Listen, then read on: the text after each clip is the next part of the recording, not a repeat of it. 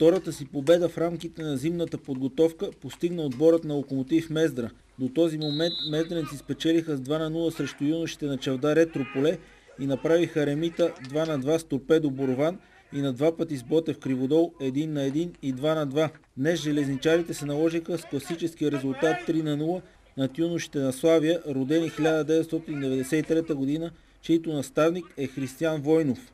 В двубоя, който се игра на изкуствения терен, мездренци имаха пълно превъзходство и стигнаха лесно до успеха.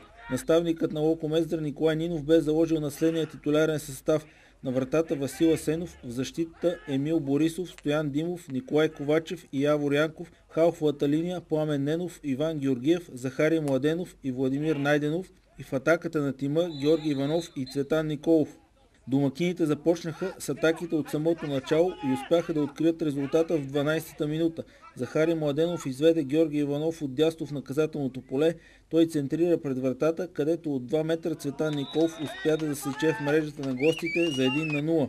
До края на първата част мездренци пропуснаха още няколко изгодни ситуации. Второто полувреме също започна с пропуск на Младенов от 2 метра. 65-та минута, след двойно подаване с Николов, Петков излезна сам срещу вратаря и покачи на 2-0. В 72-та минута се стигна до трето попадение. Пламен Ненов с хубав удар от фал от около 20 метра оформи крайния резултат 3-0. В събота Локо Мездра ще изиграе последната си проверка преди началото на полусезона, който се подновява на 6 март. От 11 часа железничарите посрещат тимът на Ботев Козлодуй.